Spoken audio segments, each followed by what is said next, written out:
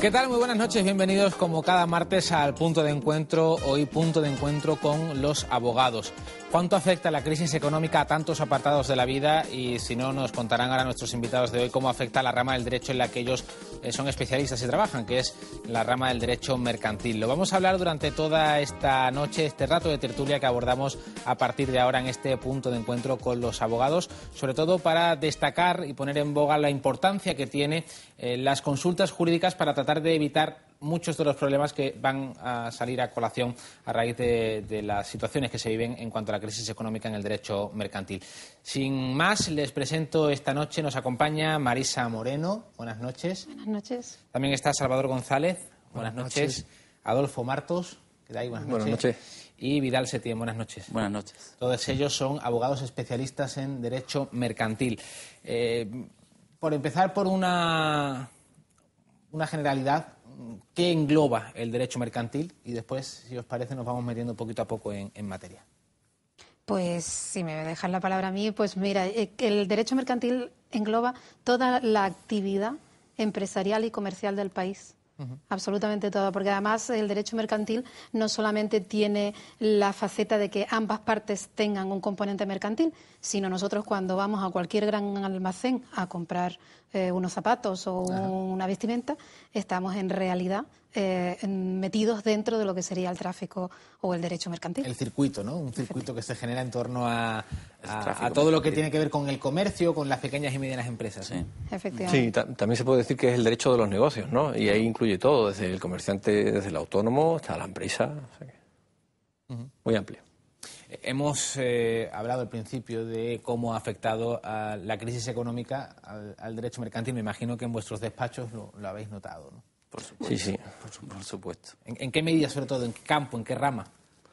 Pues han cambiado los asuntos. Han pasado de asuntos donde se trataba de crear negocios, de iniciar andaduras, de expectativas, a otro tipo de asuntos, que son el cierre de las empresas, el cierre ordenado, ya sea a través del concurso de acreedores, ya sea a través de una disolución.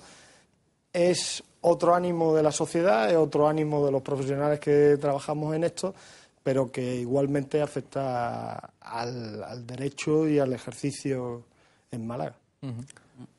Sí, yo creo que es más, el negocio ha cambiado, como tú dices, porque más que dedicarnos al asesoramiento preventivo, es decir, cómo cómo hacer bien las cosas, estamos intentando remediarlas, es decir, estamos paliando las consecuencias negativas de la crisis y eso pues es siempre un fracaso por parte del cliente que llega a nosotros con un problema. Lo ideal es que no tenga ese problema. Ese asesoramiento preventivo es el que pues antes se daba mucho más, ¿no? Quizás todas estas consecuencias que estamos hablando, todas estas consecuencias de la crisis económica han tenido una base en el sector inmobiliario, que no sé si se ha reflejado también en vuestro día a día la complicación que han vivido respecto a la propia crisis económica. Sí, evidentemente yo creo que especialmente en un ámbito como en el que nosotros nos movemos, que es la provincia de Málaga, y muy especialmente en el ámbito de la Costa del Sol, el sector inmobiliario había adquirido una importancia espectacular en los últimos, siempre la ha tenido, pero mucho más en los últimos 8, 9 o 10 años. El batacazo brusco, por supuesto que ha afectado, además es algo que empezó por ahí y después se extendió como una mancha de aceite a otros sectores. No, pero que incluso afecta a todos los sectores que te puedas imaginar y además no solamente lo que decía Adolfo del derecho preventivo, es que ya no te da tiempo a hacer derecho preventivo, o sea, es que no es ya que tengamos que disolver o que cerrar empresas, es que nos tenemos que dedicar a intentar reclamar las facturas que no les pagan a nuestros propios clientes y además a sociedades que normalmente, o a empresarios que normalmente son insolventes, por lo cual al final se crea un círculo vicioso que es una situación un poco complicada. Estamos viviendo una situación complicada. Dicen que los abogados siempre nos achacan que en las grandes crisis nosotros somos los grandes beneficiados y eso no es cierto. Nosotros nos afectan las crisis porque el cliente que tienes de toda la vida en el despacho, al que lo has visto empezar, crecer y disfrutar, ahora lo estás viendo sufrir. Ajá. Y lógicamente tampoco está en nuestra actitud el dejarlos tirados ahora, ¿no? Claro. A mí me gustaría saber, porque estamos hablando ya desde el principio de la disolución de sociedades mercantiles, ¿no? Como consecuencia de la crisis económica, ¿en qué momento una sociedad se ve abocada a la desaparición y cuáles son los trámites que se dan, cuáles son los pasos y cuál es la opción o la posibilidad de salvar a una sociedad que está cayendo en barrena, especialmente en estos tiempos en los que la economía es un desastre?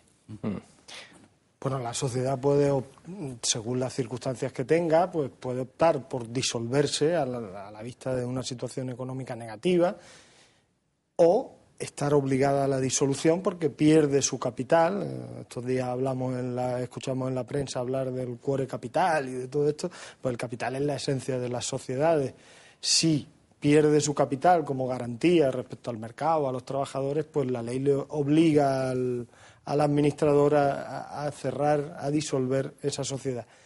Si la situación es más de una crisis más importante, se ve en la obligación de solicitar el concurso de acreedores, que es una forma de liquidar la sociedad. Ajá. O buscar una salida con un plan de viabilidad.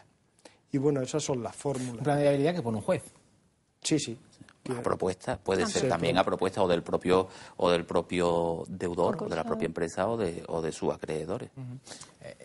Me gustaría indagar un poquito más en ese proceso que nos esbozaba ahora mismo Salvador. ¿En qué consiste el papel del abogado en el momento en el que alguien le llega y dice, mira, tengo una sociedad y esto es una ruina? Ahí, generalmente, en mi caso, la mayor parte de las veces llegan tarde al despacho, porque la situación de insolvencia es evidente y ha transcurrido más del tiempo que dice la ley concursal para poder solicitar un concurso o esa situación preconcursal. Bueno, el caso es que llegan tarde, llegan con una sociedad completamente insolvente, con un patrimonio muy difícilmente realizable, y ya lo que está pensando el administrador es cómo salvar su propio patrimonio.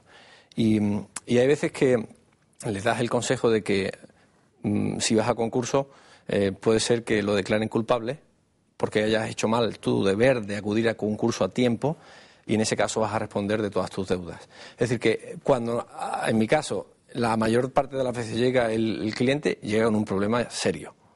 Y el consejo que le doy es, vamos a ver si primero has incurrido en responsabilidad, porque si has incurrido sería muy arriesgado ir a un concurso porque puede ser declarado culpable.